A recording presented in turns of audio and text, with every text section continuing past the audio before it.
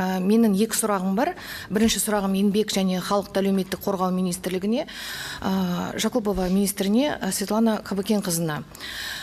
Өңірлерде көтерілетін ең басты сұрақ ол жәрдемақы мөлшері.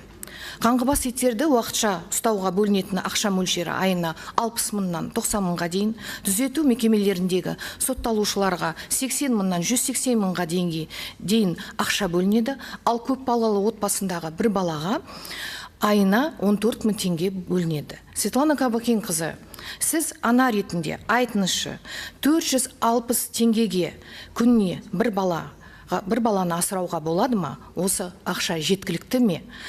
Біздің елімізде 1 миллионнан астам кедейлікте өсіп жатқан балалар бар. Енді министр ретінде айтыңызшы, бұл әділетті ме? Екінші сұрағым денсаулық сақтау министрлігінің өкіліне. Өңірлерге барған кезде біздің фракция бірнеше емханалар мен медициналық орталықтармен кездесулерін өткіздік. Көтерілетін ең басты сұрақ бұл персоналдың тапшылығы. Жамбыл облысы Шу ауданында 4 ауылға бір ғана дәрігер бар. Науқастар емделу үшін аудан орталығына баруға мәжбүр. Осы факторларды ескере отырып, мүмкін медициналық университеттердің студенттері үшін оқу мерзімін қысқарту және медициналық мекемелерді кадрларымен қамтамасыз ету туралы шешім қабылдайсыздар. Рахмет. Светлана Кабыкенқызы, әлеуметтік қорғау министрі. Гаухар Шаймерденқызы, сұрағыңызға рахмет. Сіз өзіңіз білесіз, біздің жұмыс тобына мүше ретінде кіріп отырсыз.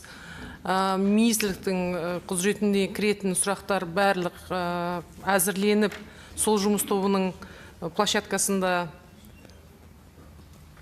қарастырылды. Оның ішінде біз айтып отырғанымыз 5 түрі бар. Отбасыларға, балаларды тәрбиелеп асырап отырған отбасыларға бүгінгі таңда 7 триллионды 100 миллиард теңге бөлініп отыр қаражаттан. Сіз айтып отырған жаңағы жәрдемақының мөлшерін бөліп, әр күнге бөліп 400 теңге деп айтып отырғаныңыз негізі дәлелдеп бірге кездесіп қарайық. Біріншіден, екіншіден, біз өзіміз зерттеу өткіздік. 20 жыл бойы әлеуметтік атаулы көмекті алып отырған отбасылардың ішінде балалар қаншасы негізі мүгедектікке көшті, әлеуметтік ауруларға зардап шекті. Сол азаматтардың негізі исследованияға кіргізіп, денсаулық министрлігімен бірге біз жұмыс жасап жатырмыз. Жұмыс тобында жұмысымызды жалғастырып, негізі шешімге келейік. Сұрағыңызға рахмет. Денсаулық сақтау министрінің өкілін микрофон қойсыңыздар. Сұрағыңызға рахмет. Гаухар Шаймерденқызы, жалпы бүгінгі таңда 81 мыңға жуық медициналық қызметкерлер жұмыс істеп жатқан болса, сонымен қатар жоғарғы оқу орындарында 69 мыңға жуық студент оқып жатыр, медициналық мамандықтар бойынша, ал колледждерде 118 мыңға жуық орта мамандар оқып жатыр. Жалпы мына оқу мерзімін қысқарту бойынша, бүгінгі таңда заң бойынша 5 және қосу 2 жылмен оқиды. Ол 5 жыл бакалавриат болса, 2 жыл интернатура. Сонан кейін ол жаңағы жалпы практика дәрігер болып жұмыс істейтін болса, ал арнайы маман алу үшін, мысалы хирург, кардиолог болып жұмыс істеп, 2 жылдан 4 жылға дейін резидентура оқу керек. Жалпы ол халықаралық тәжірибе. Кейбір мемлекеттерде резидентураның өзі 9 жылға дейін оқиды. Дамыған мемлекеттерде. Себебі не? Өйткені бұл әр медициналық маманнан оның азаматтарға, пациенттерге өміріне тікелей әсері бар.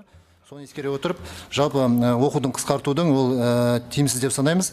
Осы жалпы соны ескере отырып, бүгінгі таңда оқу мамандарды дайындау бойынша біз жаңа сіздің сұрағыңыз бойынша қосымша жұмыстары, кешенді жұмыстары дайындау жұмыстарын атқарып жатырмыз.